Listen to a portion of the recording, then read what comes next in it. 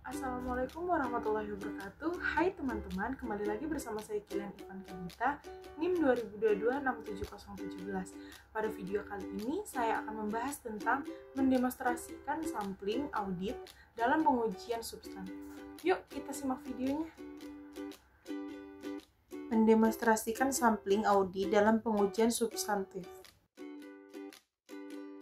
Audit sampling digunakan untuk mendapatkan informasi tentang jumlah-jumlah rupiah digunakan dalam rangka penguji substantif untuk mengumpulkan bukti tentang kewajaran asersi-asersi manajemen dalam laporan keuangan. Yang berikutnya, rencana sampling rencana pengujian substantif dirancang untuk yang pertama, ada mendapatkan bukti bahwa saldo rekening tidak salah saji secara material. Yang kedua, membuat estimasi independen tentang suatu jumlah. Yang berikutnya, apa sih ketidakpastian, resiko sampling, dan resiko audit itu? Ketidakpastian, waktu dan biaya dalam memeriksa unsur-unsur populasi. Kemungkinan menyatakan pendapat keliru akibat data sampel tidak andal. Yang berikutnya ada resiko sampling, resiko keliru menerima atau resiko beta, resiko keliru menolak atau resiko alfa. Yang terakhir ada resiko audit. Resiko audit adalah risiko bahwa auditor mungkin menyatakan opini yang salah karena kekeliruan material dalam laporan keuangan. Ini meliputi resiko pengendalian yang direkam, dan risiko deteksi. Ada dua pendekatan sampling statistik. Yang pertama, sampling probabilitas proporsional dengan ukuran atau PPU. Yang kedua, ada sampling variabel klasik. Perbedaan keduanya adalah sampling PPU berdasarkan teori sampling atribut, sedangkan sampling variabel klasik berdasarkan teori distribusi normal.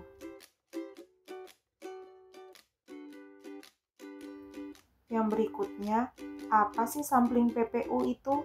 Sampling PPU adalah pendekatan yang menggunakan teori sampling atribut untuk membuat kesimpulan dengan jumlah nominal bukan dalam tingkat penyimpanan.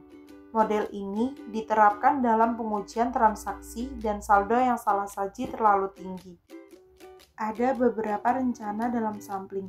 Yang pertama, menetapkan tujuan rencana. Yang kedua, merumuskan populasi dan unit sampling.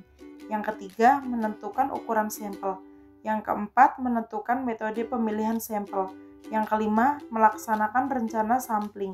Dan yang terakhir adalah mengevaluasi hasil sampel. Yang berikutnya ada sampling variabel klasik.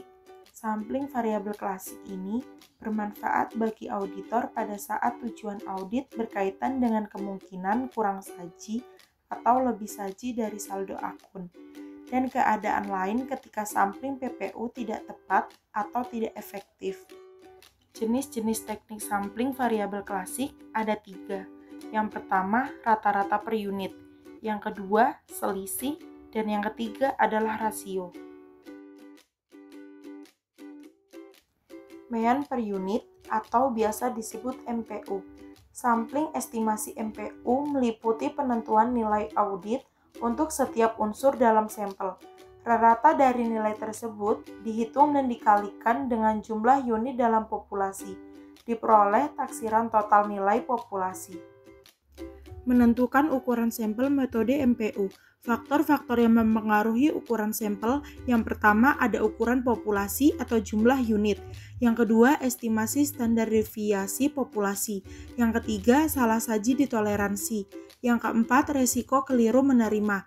Yang kelima, ada resiko keliru menolak. Dan yang keenam, rencana cadangan risiko sampling. Metode estimasi selisih. Dalam metode ini, selisih antara nilai audit dan nilai buku dihitung setiap unsur sampel. Selanjutnya, rata-rata selisih digunakan untuk menaksir nilai total populasi. Variabilitas selisih digunakan dalam penentuan cadangan risiko sampling yang dicapai. Kondisi yang harus dipenuhi untuk metode estimasi selisih, yang pertama ada nilai buku setiap unsur populasi harus diketahui. Yang kedua, total nilai buku harus diketahui dan sama dengan hasil penjumlahan nilai-nilai buku dari unsur individual. Yang ketiga, selisih antara nilai buku dan nilai audit diperkirakan tidak sedikit. Yang berikutnya, metode estimasi rasio. Yang pertama, pada metode ini auditor menentukan nilai audit setiap unsur dalam sampel. Yang kedua, selanjutnya menghitung rasio dengan cara membagi jumlah nilai-nilai audit dengan jumlah nilai buku unsur-unsur sampel.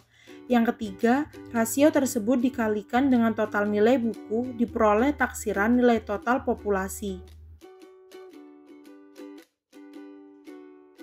Yang keempat, pada metode ini auditor menentukan nilai audit setiap unsur dalam sampel.